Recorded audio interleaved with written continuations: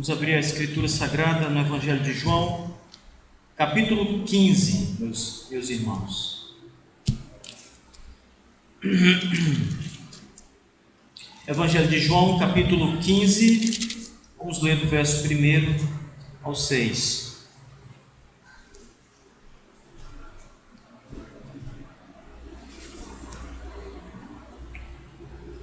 Eu sou a videira verdadeira, meu pai é o agricultor. Todo ramo que estando em mim não der fruto, ele o corta, e todo que dá fruto limpa, para que produza mais fruto ainda. Vós já estáis limpos pela palavra que vos tenho falado. Permanecei em mim, e eu permanecerei em vós. Como não pode o ramo produzir fruto de si mesmo, se não permanecer na videira, assim nem vós o podeis dar, se não permanecerdes em mim. Eu sou a videira, vós os ramos. Quem permanece em mim e eu nele, esse dá muito fruto, porque sem mim nada podeis fazer. Se alguém não permanecer em mim, será lançado fora, à semelhança do ramo, e secará. E o apanham, lançam no fogo e o queimam. Amém. Até aqui, o Senhor Jesus ele vai discorrer um pouco mais sobre essa metáfora da videira e dos ramos, mas eu quero falar com a amada igreja na noite de hoje até as coisas que foram ditas no verso 6 do Evangelho de João, capítulo 15. Aqui nós temos uma comparação de coisas que eram comuns na região em que Jesus morava, vivia. Ele está falando aqui de uma vinha, e era muito comum em Israel a produção do vinho, o fruto da videira, o vinho. É por isso que nós vamos encontrar no Antigo Testamento, também no Novo Testamento, muitas referências ao vinho, tanto referências positivas, mostrando que o vinho é uma dádiva de Deus, que ele alegra o coração do homem, como também referências negativas, mas estas não por causa do vinho em si mesmo, mas por causa do pecado do coração humano e, claro, do exagero que muitas vezes cometem ao uso do vinho. Mas o fato é que essa região era uma região que produzia muito, havia muitas vinhas em Israel, em toda a região de Jerusalém, nos arredores de Jerusalém, de modo que a uva era uma das frutas bastante cultivadas, junto com outras, como por exemplo a oliveira e outras ainda que também eram comuns e eram fonte de produção nas colheitas de Israel. E aqui, meus irmãos, o Senhor Jesus ele usa essa paráfrase, aonde ele fala sobre uma vinha, sobre um agricultor e sobre os ramos dessa vinha. Ele usa essa paráfrase, essa metáfora para falar de coisas muito importantes e que estão ligadas às ideias espirituais que envolvem não apenas a salvação do homem, mas até mesmo a perdição do homem. Vamos ver com detalhes o que essa palavra diz e o que nós podemos aprender essa noite desta passagem da videira e dos ramos. O Senhor começa dizendo no verso 1 que Ele é a videira verdadeira. Olha o texto: eu sou a videira verdadeira, meu pai é o agricultor. Todo ramo que estando em mim e não der fruto, ele o corta, e todo que dá fruto, ele limpa, para que produza mais ainda. Então, a primeira ideia que Jesus ilustra naquilo que ele pretende dizer aos irmãos é referente a essa plantação, a essa vinha. E ele diz: eu sou a videira verdadeira. A videira é a planta, que produz a uva. E ele diz: eu sou essa videira verdadeira. O meu pai é o agricultor. é aquele que cuida da vinha, é aquele que limpa, é aquele que faz as podas, é aquele que protege a videira contra os ladrões que vêm roubar os seus frutos, contra as pestes, animais. O meu pai é o agricultor, ele é o responsável por esta videira. A primeira ideia que nós temos aqui, muito clara, é que Jesus compara essa vinha com ele. Ele diz que é a videira verdadeira. E então ele começa a mostrar alguns detalhes importantes relacionados a esta videira. Essa videira, ela produz ramos. Ela vai se espalhando, os seus ramos, os seus galhos vão crescendo, né, por toda parte. E então Jesus diz: todo ramo que estando em mim, mas não der fruto, ele é cortado pelo agricultor, pelo meu Pai, em outras palavras. Deus tira aquele galho infrutífero, corta, poda aquele galho e o joga fora. Mas ele diz, por outro lado, que todo o galho, o ramo que der fruto, o agricultor, o Pai, limpa aquele galho, ou seja, ele vai fazer com que aquele galho cresça e produza mais. Ele limpa, ele vai podar para que produza mais fruto ainda. Então, a primeira observação que Cristo faz é que os crentes estão verdadeiramente ligados a Ele. Essa é uma doutrina nas Escrituras que ela é chamada de união mística dos crentes com Jesus Cristo. Em outras palavras, o que Jesus Cristo está nos ensinando é que todos nós que cremos verdadeiramente nele estamos de um modo sobrenatural, invisível, mas contudo ligados a ele. Assim como o filho ao nascer, ele está ligado por um cordão umbilical à mãe, assim da mesma forma, de um modo invisível, de um modo sobrenatural, espiritual, todos os crentes estão ligados a Jesus Cristo pela fé. A fé seria mais ou menos o equivalente a esse cordão umbilical da mãe que liga o filho, o bebê, a ela mesma. Nós estamos ligados a Cristo Jesus por meio da fé. Esse é o primeiro detalhe dessa passagem, desta metáfora que Jesus Cristo apresenta aqui. Os crentes estão ligados ao Senhor Jesus, verdadeiramente ligados. Aqui a ideia não é que os crentes estão metaforicamente ligados, aqui é uma metáfora, contudo a ligação dos crentes com Cristo é real, de uma forma mística e misteriosa. Nós estamos ligados ao Senhor Jesus, isto é, nós somos inseparáveis de Cristo, uma vez que Ele nos amou, nos salvou, nos purificou, nos santificou, nós estamos agora ligados para Ele por toda a eternidade. Aqui mesmo no Evangelho de João, o Senhor Jesus diz que aqueles que estão na mão dele, ou seja, ligados a ele, em outras palavras, que pertencem a ele, nunca poderão ser mais arrebatados de suas mãos.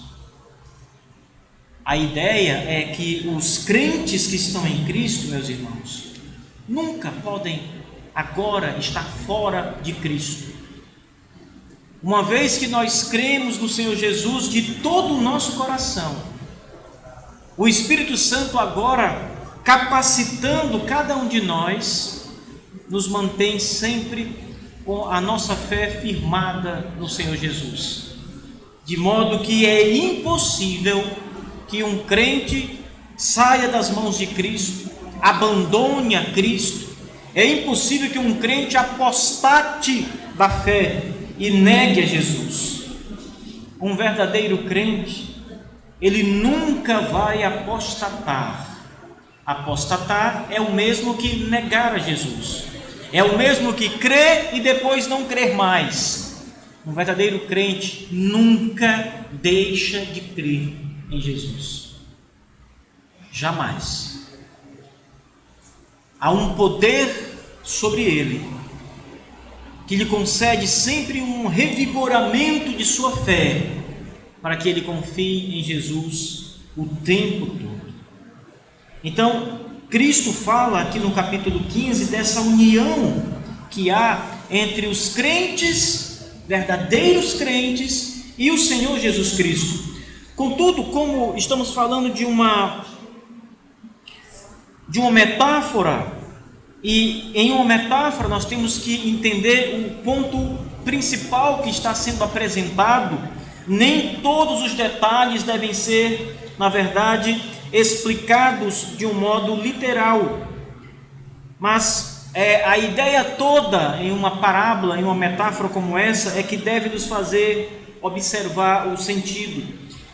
E o Senhor Jesus, ele vai dizer aqui, para fazer uma referência e um contraste entre aqueles que estão verdadeiramente em Cristo e aqueles que não estão em Cristo, ele vai dizer o seguinte, ainda falando sobre a metáfora da vinha. Ele diz: o meu pai, que é o agricultor, todo galho, todo ramo que estando em mim, mas que não dá fruto, o meu pai corta esse galho, lança esse galho fora. E aqui algumas pessoas tendem a imaginar que Jesus está ensinando que alguns crentes podem perder a salvação. Eles estão em Cristo, mas não dão fruto, ou seja, não são verdadeiros crentes, e então Cristo, Deus, o Pai, os corta, à semelhança de um galho seco que é cortado de uma árvore para que essa árvore continue com vitalidade e cresça e possa produzir muitos frutos. Um galho seco, ele acaba por atrapalhar o crescimento e o desenvolvimento de uma árvore saudável.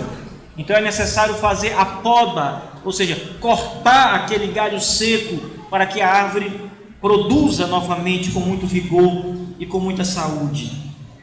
Então algumas pessoas acreditam que aqui Jesus está dizendo que alguns crentes que não produzem fruto podem apostatar. Quando apostatam da fé, não produzem mais fruto algum, e então são cortados da videira e são lançados fora. Mas não é esse o sentido. A ideia aqui, na verdade, é contrastar verdadeiros crentes de falsos crentes. Quando o texto diz que ambos estão ligados na videira, você deve entender aqueles que estão verdadeiramente ligados na videira e aqueles que estão apenas nominalmente ligados à videira. Assim é a igreja do Senhor, meus irmãos. Algumas pessoas na igreja de Cristo, a igreja local, me refiro, são verdadeiramente crentes em Cristo, estão ligadas verdadeiramente a Cristo de modo espiritual, ligados pela fé. Mas outras pessoas que estão na igreja e que podem inclusive ser membros da igreja, terem sido batizados na igreja e até, como diz o bispo Riley, receber o ofício, o sacramento da ceia do Senhor, ainda assim falsos crentes que nunca creram em Jesus de todo o coração. Eles professam nominalmente a fé em Jesus, mas não são verdadeiramente crentes em Jesus. São os falsos crentes. Jesus, inclusive, alertou que na igreja, no meio das ovelhas, haveriam lobos vorazes, lobos devoradores. O apóstolo Paulo também, nas suas cartas, alerta aos presbíteros em Éfeso e em outras passagens, em outras cartas, que no meio da igreja há aqueles que não são membros do corpo de Cristo espiritual, não são verdadeiramente discípulos, crentes no Senhor Jesus. Então não tenham aqui nessa passagem, no verso 2, todo ramo que estando em mim não der fruto, ele o corta, não imaginem que Jesus esteja se referindo aqui a pessoas que são crentes, mas que apostataram e serão agora cortadas. Não, ele está falando de pessoas que, embora nominalmente estejam confessando o seu nome, professando o santo nome de Cristo, contudo nunca nasceram de novo, não são regeneradas, não provaram da maravilha do Evangelho de Cristo de modo verdadeiro e sublime. Ouviram sim a palavra, vieram à igreja, mas nunca nasceram de novo. E existem, meus irmãos, milhares e milhares de pessoas nesta situação nas igrejas de Cristo, igrejas locais. Isso não deve nos espantar, isso não deve nos fazer pensar coisas espantosas demais, como se isso fosse algo incomum. Não é. Aqueles que são chamados pelo Espírito Santo creem em Jesus e são ligados verdadeiramente em Jesus, mas aqueles que apenas ouvem o chamado externo, a pregação apenas nos ouvidos, esses ainda não nasceram de novo, e são estes que o Senhor Jesus está dizendo que o seu Pai cortará, embora estando nele no sentido nominal e não verdadeiro. O seu Pai o cortará. O seu Pai é o agricultor, é o que cuida da vinha, é o que faz a poda, é o que tira os galhos secos e improdutivos, infrutíferos, e os lança fora, os queima, porque para nada servem senão para danificar a vinha. E assim o Senhor Jesus começa essa metáfora que trata de coisas espirituais, ensinando aqueles discípulos na sua linguagem mais cotidiana, que era o cultivo da vinha, a plantação, algo que eles lidavam com muita naturalidade. Alguns discípulos de Jesus eram pescadores, em sua grande parte eles cuidavam da pesca. Temos o exemplo de Pedro, João, André, tantos outros. Mas havia outros discípulos que estavam mais ligados à agricultura, ao cultivo de rebanhos. Essa é uma linguagem muito comum para os discípulos, e eles entendiam perfeitamente a linguagem do mestre, quando ele falava em podar, em cuidar da vinha, em árvores que não dão fruto. Aquilo não era uma linguagem estranha, não era uma linguagem que eles não tinham familiaridade, pelo contrário, Cristo aqui falava a linguagem mais comum, mais fácil, o exemplo mais corriqueiro para aqueles irmãos, de modo que eles entenderam perfeitamente, ou poderiam entender perfeitamente o que o Senhor Jesus estava ensinando. Mas ainda aqui nessa passagem, meus irmãos, somos ensinados ainda, a partir do versículo 3,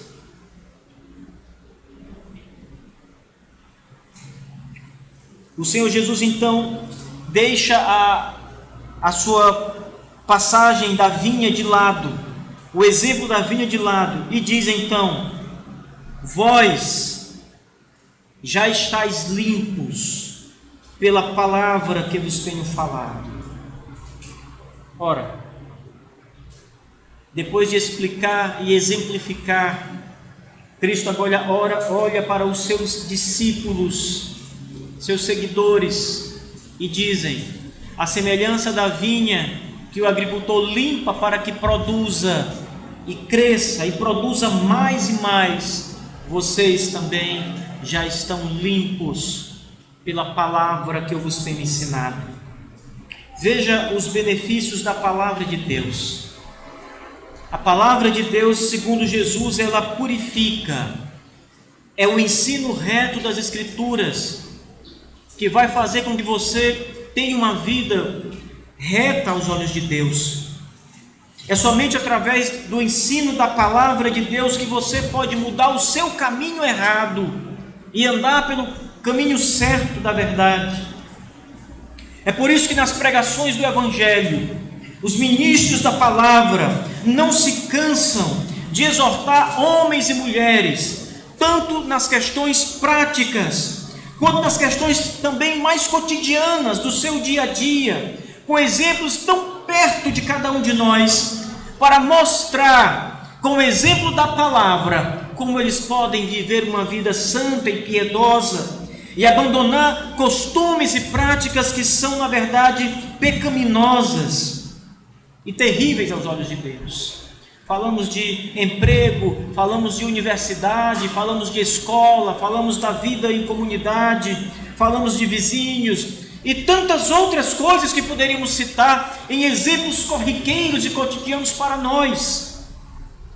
E sempre procuramos educar o comportamento cristão por meio das sagradas letras, a palavra de Deus.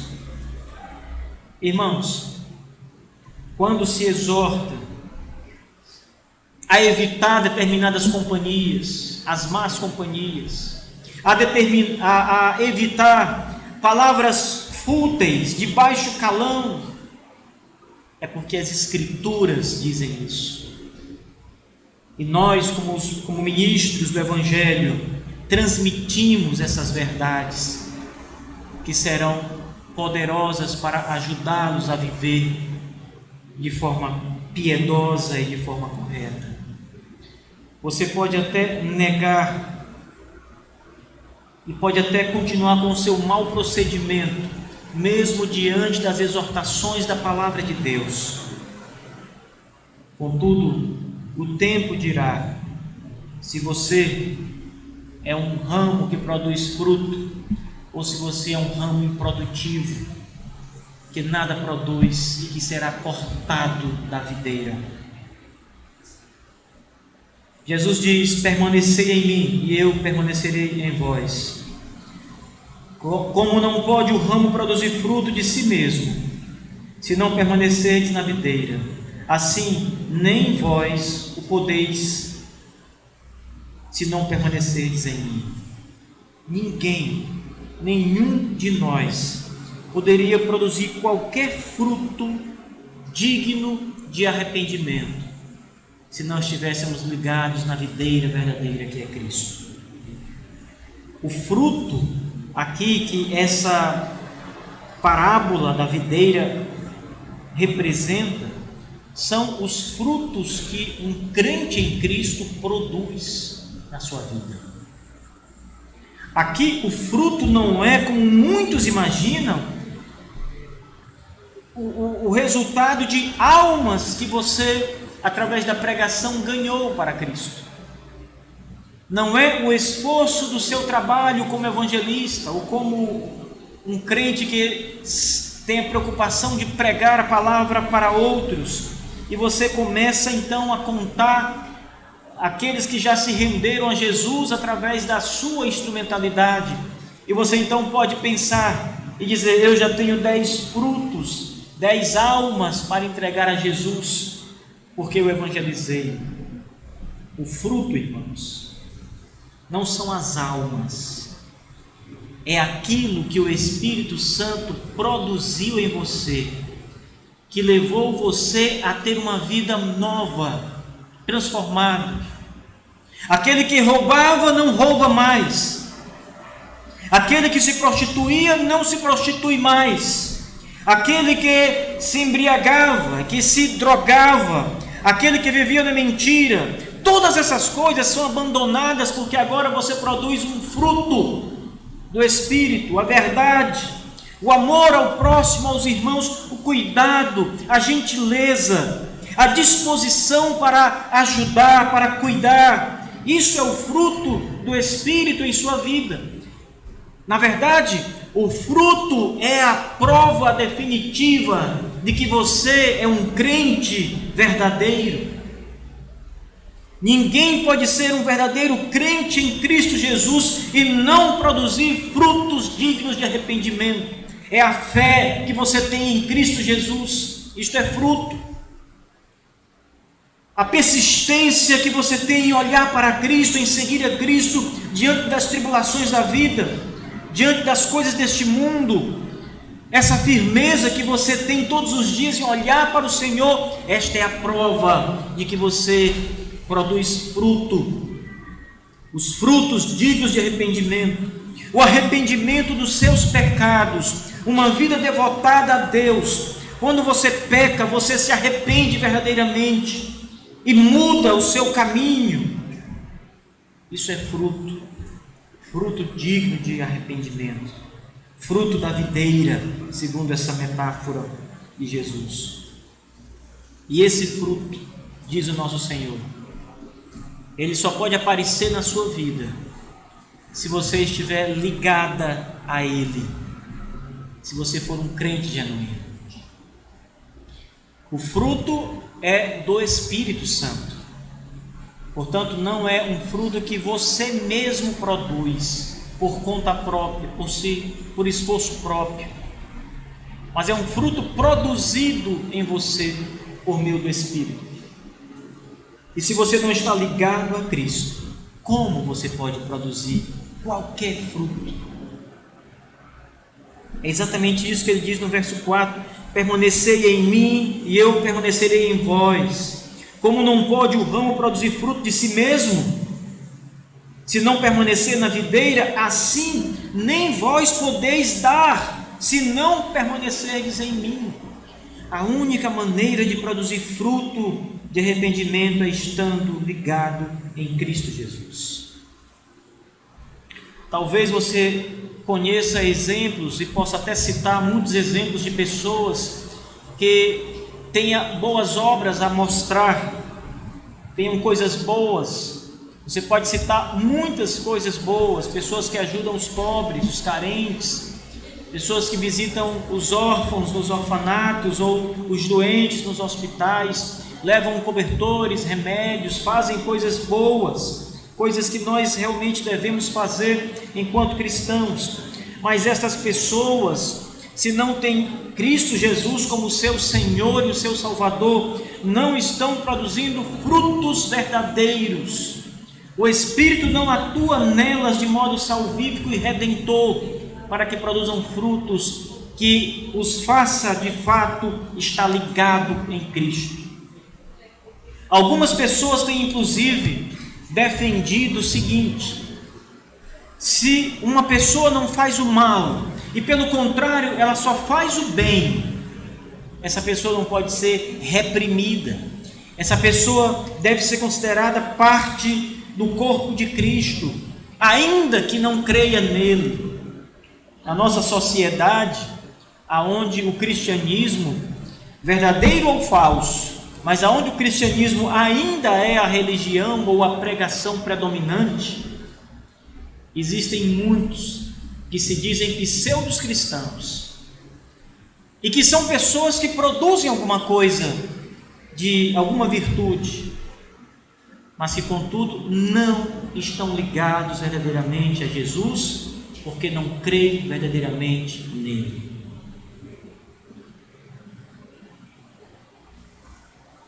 Não podem dar o fruto que Cristo espera, o fruto verdadeiro da videira, porque não estão ligados nele. Eu sou a videira verdadeira, vós, diz o Senhor Jesus, os ramos. Quem permanece em mim e eu nele, esse dá muito fruto, porque sem mim nada podeis fazer. Se não estivermos em Cristo, mais uma vez, nada podemos fazer. O poder fazer é frutificar. Você não pode dar um fruto se não estiver em Cristo Jesus. Todo fruto, ele na verdade surge porque em primeira instância você está ligada a Ele, a Cristo. Esse fruto não pode surgir se você estiver fora de Cristo. Se alguém não permanecer em mim, será lançado fora, a semelhança do ramo, e secará, e o apanham, lançam no fogo e o queimam. Veja mais uma vez Jesus repetindo com alguns detalhes, mas ele repete as mesmas coisas no versículos 5 e 6, e que ele já havia dito nos versos 1, 2, 3 e 4. Só produz fruto quem está nele. Quem não está nele será cortado e lançado fora, será queimado, secará e será queimado. Algumas coisas, meus irmãos, são muito importantes nessa passagem, além dessas que nós já falamos. A primeira delas é que nessa passagem o Senhor Jesus está fazendo um alerta àqueles que, embora nominalmente possam professar o seu nome, mas verdadeiramente não estão ligadas a Ele. Estas pessoas serão lançadas fora. Essa é uma linguagem de separação. Você ser afastado para sempre, jogado, como nós dizemos aqui na nossa linguagem popular, você jogou no mato, você jogou fora, será jogado fora. Mas a ideia aqui não é simplesmente jogar fora, porque ele diz que secará este ramo e será queimado. Ele está falando de juízo aqui. Portanto, o que Jesus está ensinando acerca daqueles que, embora professem o seu nome, mas não estão de fato ligados nele, é que eles serão lançados ao fogo eterno. O inferno é real. Não queiram, queridos irmãos, duvidar disso. Há um lugar preparado por Deus de castigo e de juízo eternos, assim como o céu e o gozo serão eternos para aqueles que estão em Cristo. O inferno e toda a perdição, todo o sofrimento também é eterno. A pena, seja ela, a sentença, seja ela a salvação ou a perdição, são eternas. O gozo será eterno, o castigo será eterno. As pessoas tendem a achar que o inferno é uma metáfora, que o inferno não deve ser entendido como algo tão duradouro, a eternidade. Deus não seria tão cruel de mandar milhões e milhões de almas ao inferno. As pessoas então começam a criar vários argumentos para tentar de alguma forma suavizar a sua mente, a sua consciência quanto ao destino eterno. Você já se perguntou a si mesmo se está verdadeiramente frutificando?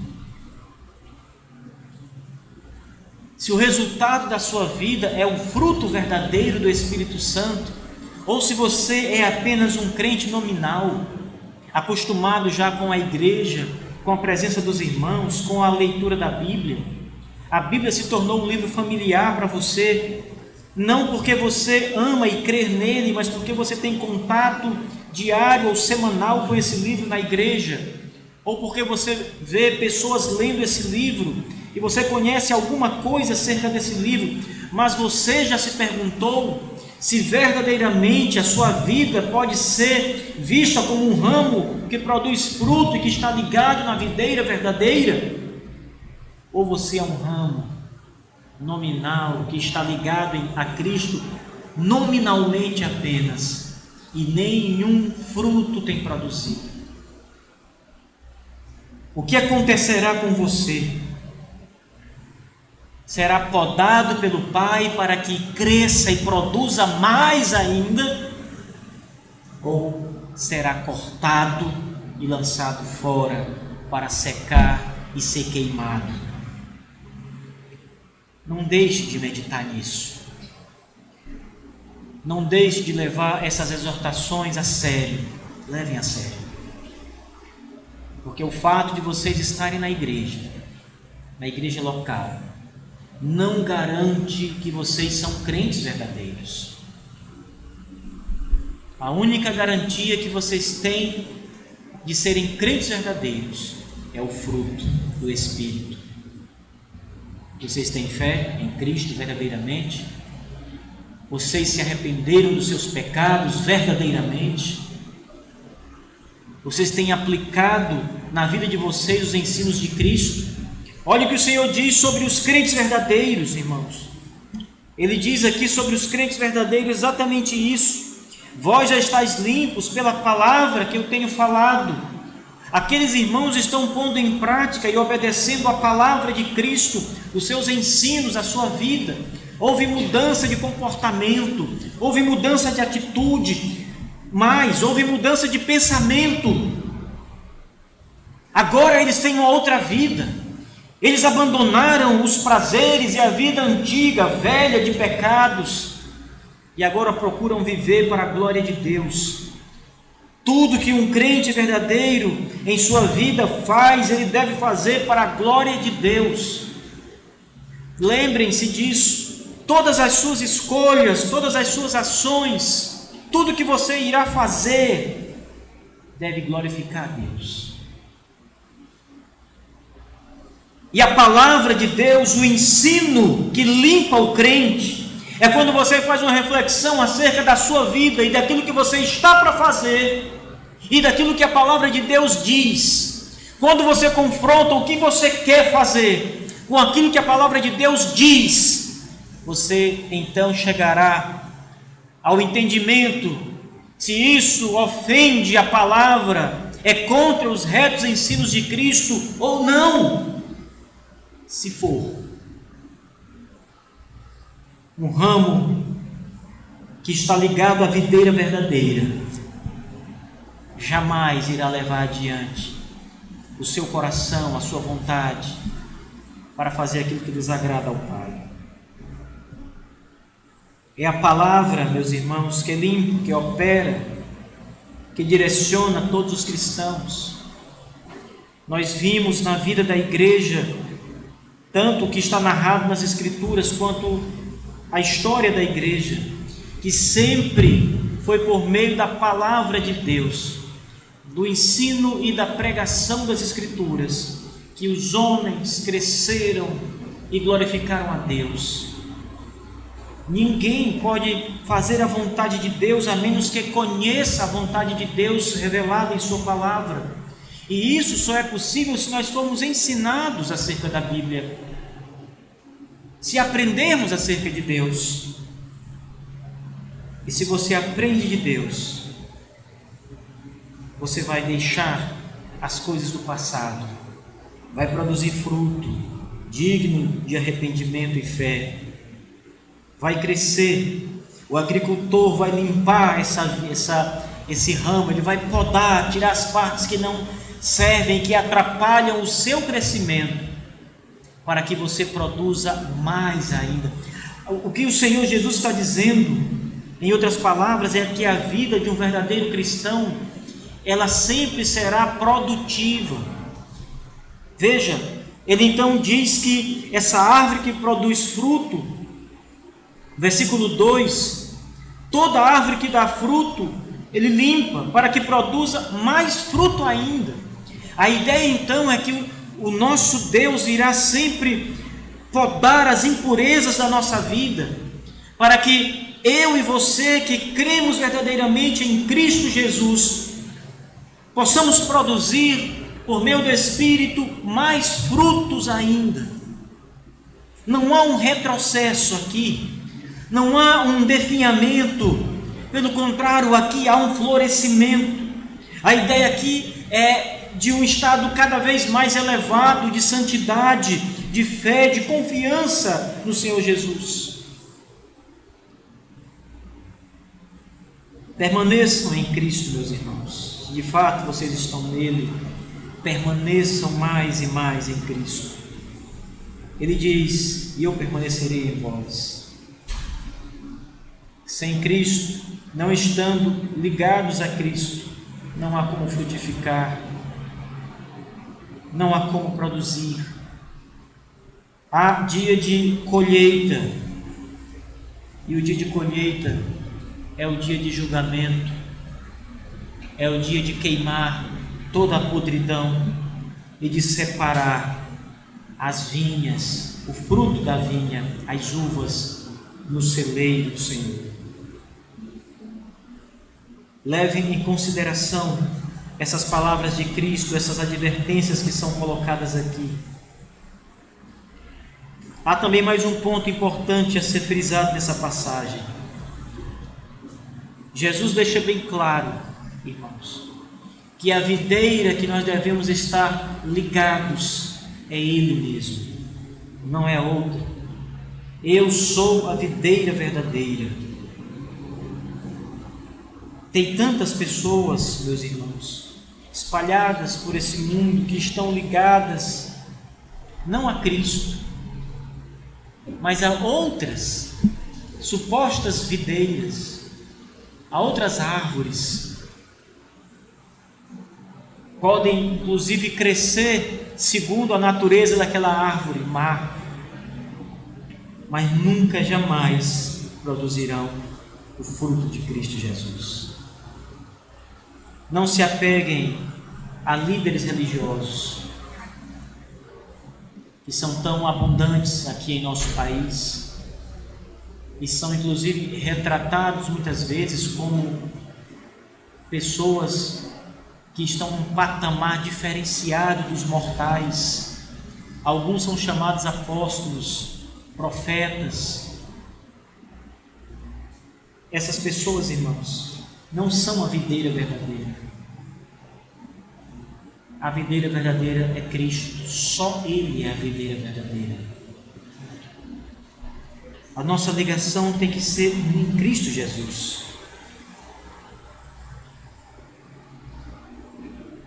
Lembrem, o Senhor fala algumas coisas que devem ficar na nossa lembrança. Existem falsos ramos, falsos crentes. Lembrem disso. Existem aqueles que são verdadeiramente crentes, ramos verdadeiros da videira. Eles vão produzir frutos, obras que comprovam que eles estão ligados a Cristo. A fé verdadeira produz obras dignas de arrependimento. Uma fé sem obras é morta. Uma fé que é apenas nominal, que você apenas abre a boca para dizer eu tenho fé em Jesus, mas que não leva você a produzir nada, é uma fé morta, sem fruto algum, vazia. Cristo também nos lembra isso. Aprendemos nessa passagem que haverá o dia em que o agricultor vai cortar esses galhos infrutíferos. Isto é, haverá de chegar o dia em que todos os falsos cristãos, e não apenas eles, mas todos que não estão em Cristo, seja por rebeldia ou por qualquer outra razão, mas todos que não estão em Cristo serão lançados ao inferno eterno. Lembrem dessas coisas. Embora o retrato desenhado por Jesus seja de uma vinha, as consequências aqui são espirituais. O que Jesus está falando é de verdades espirituais, exemplificadas apenas com exemplos da agricultura, mas verdades eternas. Jamais desperdicem, irmãos, aquilo que pode limpá-los, que é a palavra de Deus. Portanto, leiam as suas escrituras, meditem nas escrituras. Jesus diz que eles estão limpos por causa do ensino da palavra. A minha palavra está em vós. Ou seja, eles vivem e obedecem à escritura, em outras palavras. Um crente verdadeiro, ele não vai apenas amar as escrituras, ele não terá apenas o prazer de ler a palavra, de se debruçar nas Escrituras, ele não apenas vai querer aprender as grandezas de Deus que estão aqui apresentadas em tantas páginas, mas ele vai viver os mandamentos de Cristo, ele vai moldar a sua vida conforme o ensino reto da palavra de Deus, ele vai deixar o caminho de pecado pelo ensino das Escrituras, ele vai procurar adequar a sua vida para glorificar a Deus a partir de então. Não vai ficar apenas no campo da teoria, da intelectualidade, não vai ser apenas um saber, vai ser vida prática. As pessoas que verdadeiramente leem a palavra de Deus e se aprofundam na palavra de Deus e são crentes verdadeiros, eles vão aplicar isso em sua vida. A vida desses homens será as Escrituras. Tudo que eles fizerem pode ser retirado das Escrituras.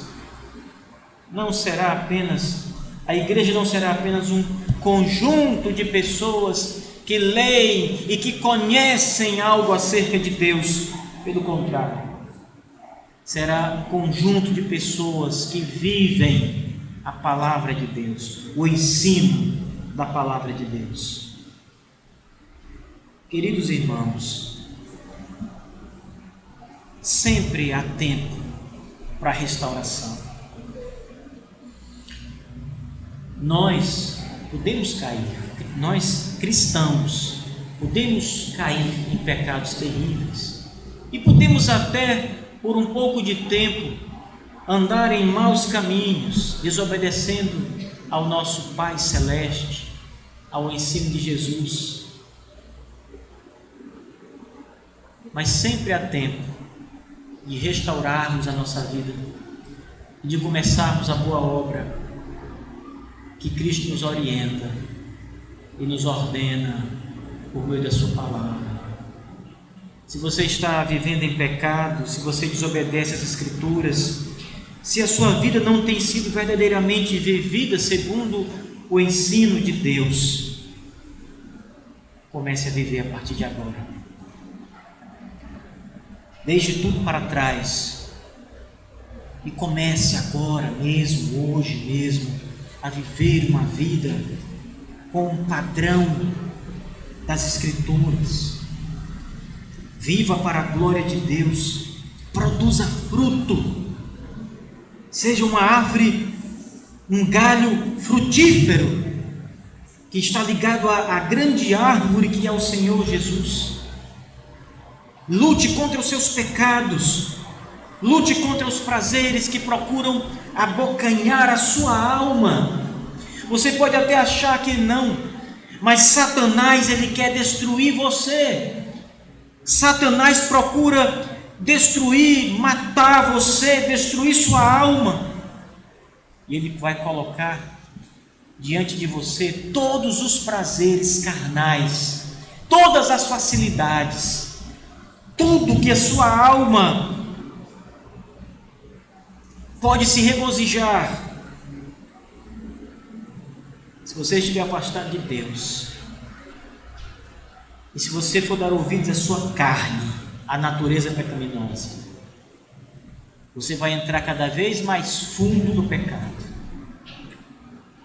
mesmo que lentamente, como alguém que está caminhando na praia e entra na água do mar, e quanto mais você caminha, mais a água vai subindo, porque você vai ver que o chão ele vai lentamente afundando, afundando, afundando. Assim é a vida. Se você começar a caminhar nos pecados, ainda que lentamente, mas você vai afundar cada vez mais, até que aquela água vai cobrir você e vai matar você. Você ainda pode mudar a sua vida. Você ainda pode dobrar os seus joelhos diante de Jesus, pedir perdão pelos seus pecados e começar uma nova caminhada com Cristo, lutando contra o seu eu, contra você mesmo, contra a sua natureza que tanto luta contra você e contra o Evangelho. Paulo diz que a vida cristã é uma guerra. Você está numa guerra, verdadeiramente numa batalha. A luz contra as trevas. Você luta contra o príncipe da potestade do ar, diz o apóstolo Paulo, contra as forças espirituais do mal, diz o apóstolo Paulo. Você está em guerra, irmãos, e Satanás está contra você, e ele luta para destruir sua vida. Se você não acordar, o agricultor no último dia vai cortar esse galho seco e ele será lançado no inferno. Você será lançado no inferno. Que o nosso Deus, em Cristo Jesus, fale conosco essas coisas. Desperte nosso coração, nossos sentimentos. Abra nossos olhos. Assim como ele fez com Davi quando pecou, de modo tão terrível, ele deu o arrependimento e a restauração. Assim queira o Deus de toda graça agir em nosso favor e em favor daqueles que estão desviados, para nos manter livres do caminho do mal e andar sempre no caminho do Evangelho. Que Deus nos ajude, meus irmãos. Amém. Vamos ficar de pé. Vamos orar. Obrigado, meu Deus e Pai, pela Tua palavra.